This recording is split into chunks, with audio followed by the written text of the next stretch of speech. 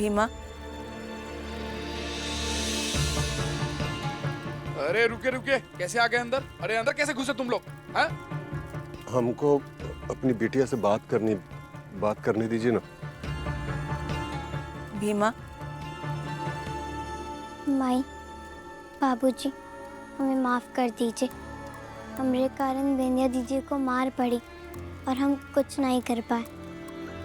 तो हमसे गुस्सा रहती हैं और अभी भी होंगी, इसलिए उनको समझा दीजिएगा। कोनो बात नहीं भीमा, सब कुछ ठीक हो जाएगा। क्या ठीक हो जाएगा? हम कोशिश कर रहे हैं भीमा, और करेंगे। मेवा और धनिया वो दोनों गए थे विधायक के पास शिकायत करने कि हम गांव वालों की बेटी का अगुआ बनाए दे रहे हैं।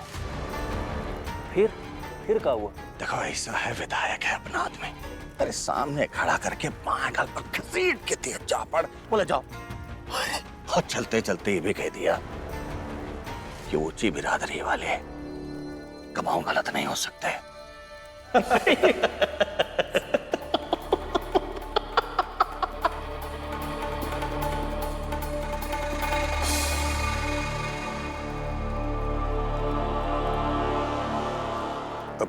चलते हैं बिटिया, बस हारना मत।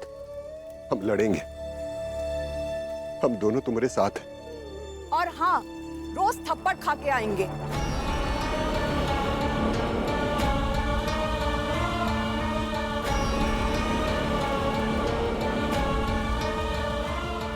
बाबूजी, ये क्या कह रहे हैं? आप मदद नहीं करेंगे तो हम कहाँ जाएंगे? हिम्मत कैसे हुई छूने की? ये सच है भीमा।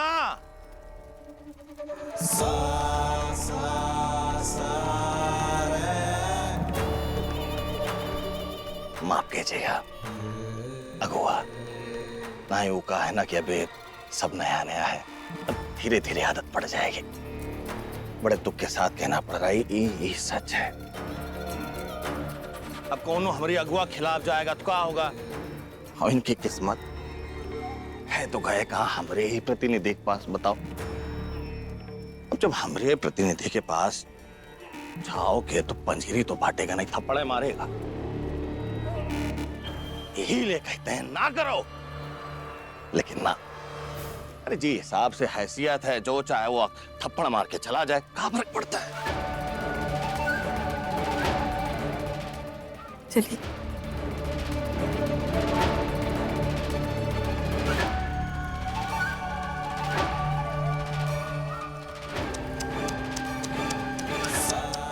बुरा लगता है। वैसे अगुआ जी, आप परेशान मत होइए, क्योंकि आप अगुआ हैं और अगुआ अपने निजी दुख में दुखी नहीं हो सकती।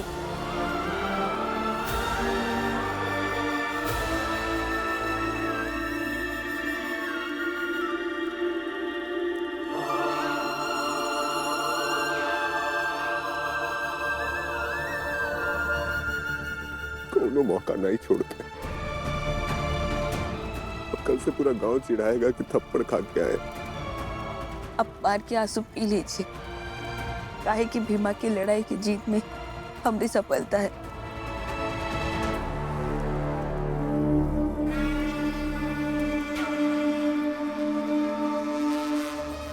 तुम्हारी बेटी को समझा दिए हैं, तुम्हें भी समझा देते। बेटी को लेके गांव से दूर चली जाओ और फिर वापस नहीं आना यहाँ, तो सब ठीक हो जाएगा। तो ये बात भी समझा दीजिए बुआ जी। इतनी रात तक तो आप सो जाती थी, मगर आप भटक रही है ना, तो एक तरह से तो ये हमारी बिटिया की जीत हुई। फर्क बस ये है कि आपको ये बात समझ नहीं आई। ठीक है कि फटील सी जीत रखो अपने पास। ओ, तुम्हारी बेटी विद्यालय जाती है ना, कल वहाँ कार्यक्रम लिखवाए हैं उसका। कल वहाँ पे वो पढ़ाई के अलावा सब कुछ करेगी। बुआ जी, ऐसा मत कीजिए, उनका बहुत दुख होगा। हाँ, इसीलिए तो कर रहे हैं और करते रहेंगे। अगर अब गांव से तुम लोग नहीं गए ना तो सारी उम्र पछताओगे कि बुआ जी ने कहा था चले जाओ। सोच लो। चल पिंकी।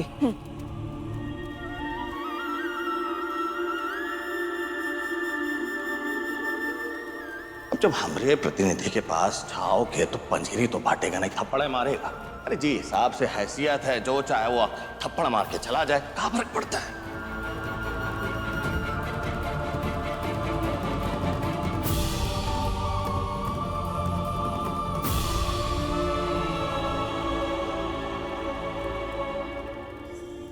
क्यों रो रही हो भीमा? इसलिए रो रही हो कि उस विधायक ने तुम्हारे बाबूजी को थप्पड़ मार दिया, या इसलिए रो रही हो कि तुम कुछ भी नहीं कर पाए, या फिर इसलिए रो रही हो? इसलिए रो रहे हैं कि आपकी मोटी सी संविधान की किताब में ये नहीं लिखा कि विधायक थप्पड़ मार सकता है, फिर विधायक होके संविधान नहीं पढ़े।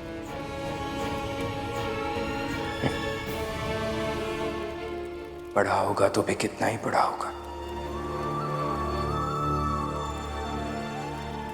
भीमा, आज तुम्हारे ये आंसू अपेक्षाओं के टूटने पर आ रहे हैं, और सरकारी पद पर बैठे हर व्यक्ति को ये बात समझनी चाहिए कि वो अपना काम सही से करे, मगर ऐसा नहीं होता। और रहा सवाल विधायक का, तो ये सारा संख्या बल का खेल है भीमा। लोकतंत्र की यही खूबसूरती भी है और यही कमी भी है। जहां संख्या बल ज्यादा, जीत अपने आप वहां चली जाती है।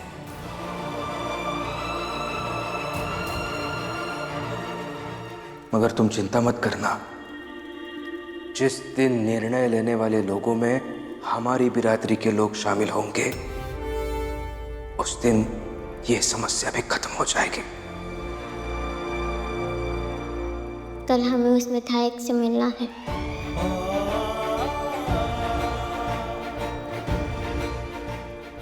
वो लोग छोड़ेंगे तुम्हें? जाने देंगे? देंगे।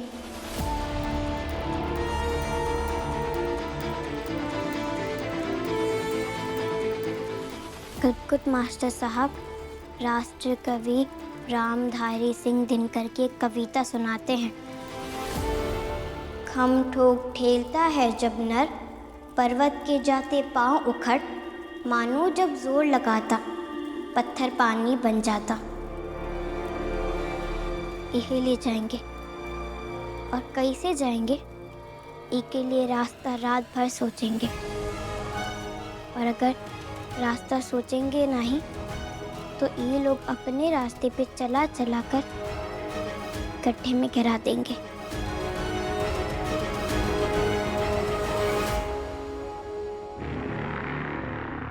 रास्ता हम देंगे भीमा को,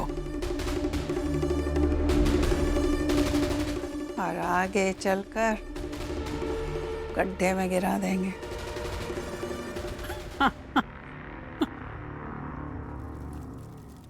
ये लिए रास्ता ढूंढेंगे।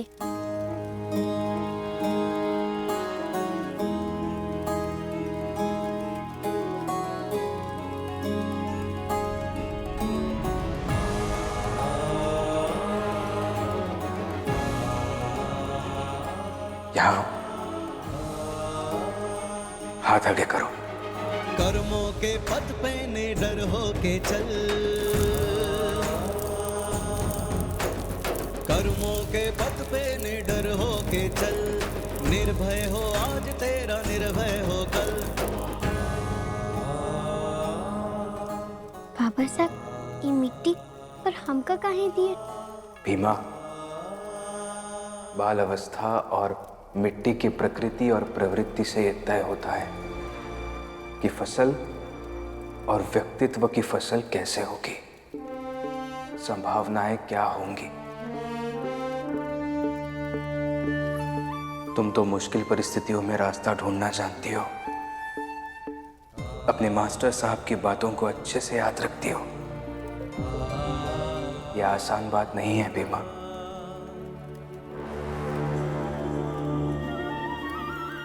जो व्यक्ति अपने गुरु की बातों को याद नहीं रखता, उसके जीवन में कुछ बनने की, कुछ कर दिखाने की संभावनाएं वैसे भी बहुत कम होती है। मगर भीमा, तुम इस उम्र में ये बात समझ गई हो कि अगर एक रास्ता बंद हो जाए तो नए रास्ते ढूंढने पड़ते हैं। तो तुम्हारी तो संभावनाएं अपार है भीमा।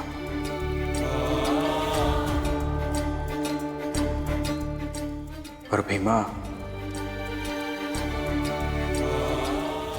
जिन लोगों का व्यक्तित्व उनके जीवन से भी बड़ा होता है ना, उन्हें हमेशा उम्र से बड़ा होना ही पड़ता है।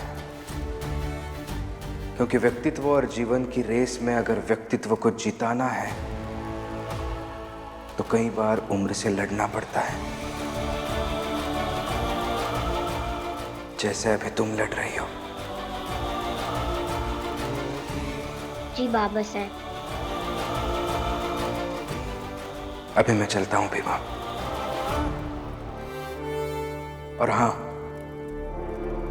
मैं तुमसे ये नहीं पूछूंगा कि कल तुम क्या करने वाली हो। बस कल आऊंगा और देखूंगा कि तुम करती क्या हो।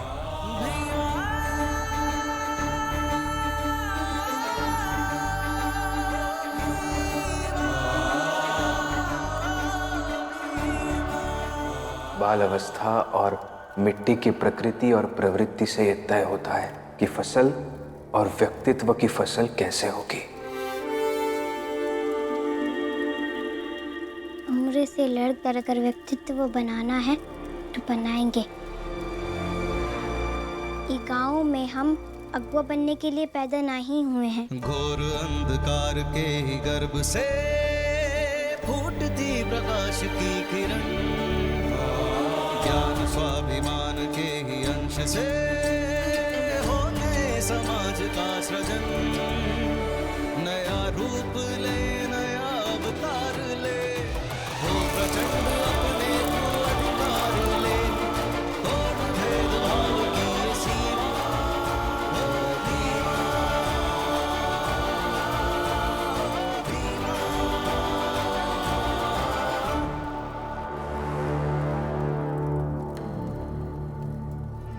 आ गए मार खा के?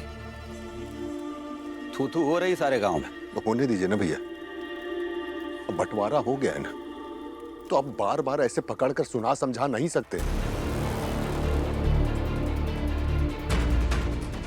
हाँ हाँ, हम काहे सुनाएंगे? और आप काहे नहीं समझते हैं, जो अपना बेटी का नहीं हुआ वो आपका और हमारा होगा।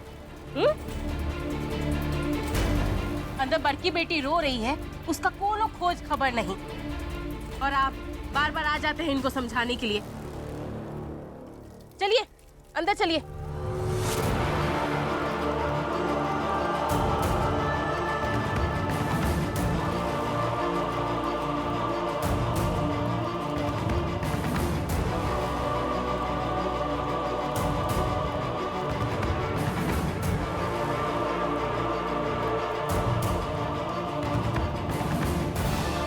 तुम्हारी बेटी विद्यालय जाती ना, कल वहाँ कार्यक्रम लिखवाए हैं उसका। कल वहाँ पे वो पढ़ाई के अलावा सब कुछ करेगी।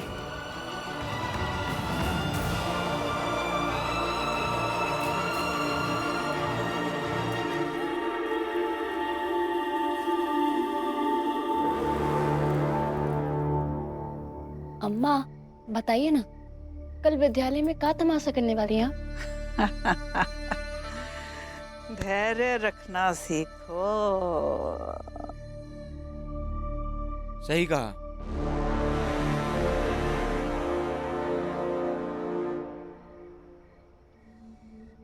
धैर्य रखो, क्योंकि अब सारे पासे पलटने वाले हैं, और इन पलटते पासों के साथ तमाशा करने वाले खुद तमाशा बनने वाले हैं। क्यों अम्मा? ऐसा कुछ नहीं होगा विशंभर, क्योंकि अगर व्यक्ति अकेला हो तो लड़खड़ाने गिरने की बात रहती। यहाँ तो इतने सारे लोग इकट्ठे हैं और लड़ने वाला अकेला तो लड़खड़ाने गिरने की तो बात ही नहीं है। सही कहा अम्मा।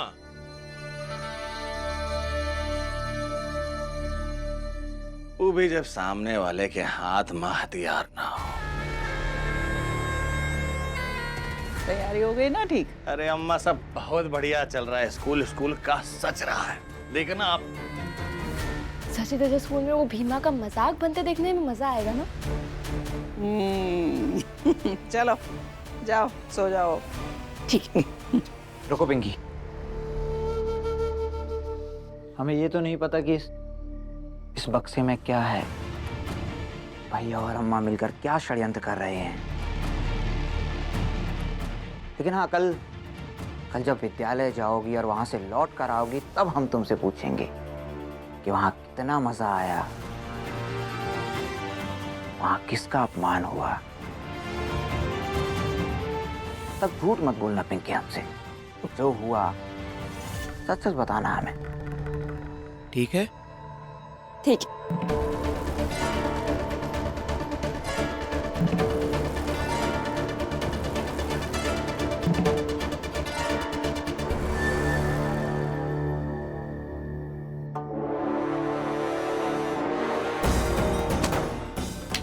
तैयारी सब बढ़िया है ना कलिका? सब अच्छे से होगा अम्मा।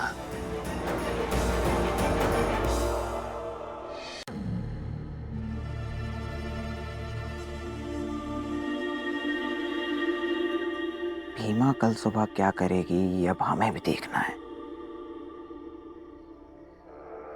किताबों में तो कई बार पढ़ा है कि उस रात नायक सबसे ज्यादा मजबूत बन के उभरता है, जिस रात की सुबह उसे सबसे बड़ी चुनौती का सामना करना पड़ता है। अब देखते हैं कि भीमा आज की रात क्या करेगी और कैसे कल की सुबह अपने सारे दुश्मनों के षड्यंत्रों को ध्वस्त करेगी। धीरे धीरे रे मना, धीरे सब कुछ होए। माली सींचे सौ घड़ा, ऋतु आए फल होए।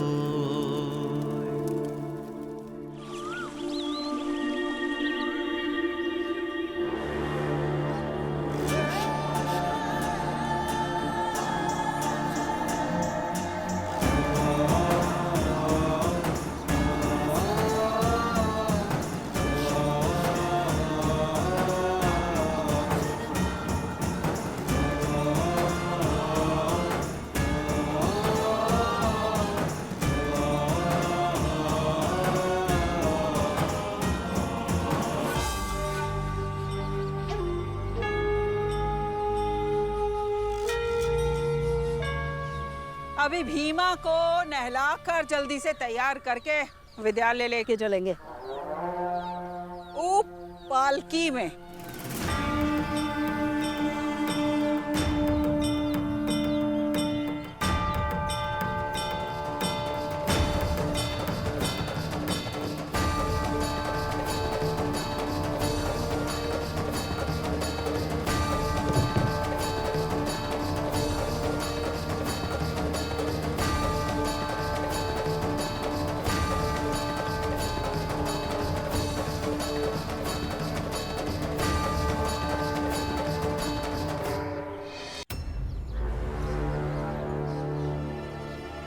कहाँ है? अगुआ जी कहाँ गए? अगुआ जी कहाँ हैं आप? अगुआ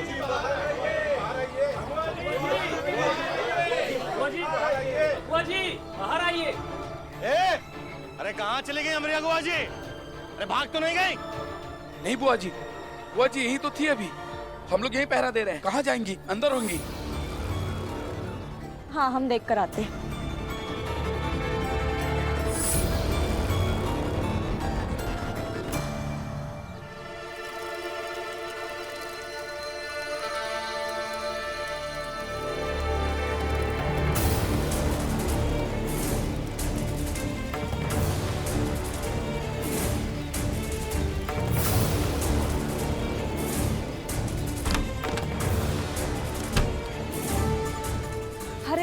भीमा यहाँ भी नहीं है।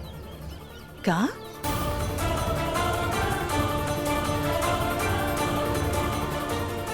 अगुआ जी कहाँ चली गई आप? अगुआ जी कहाँ चली गई आप? अगुआ जी कहाँ चली गई? अगुआ जी कहाँ हो आप?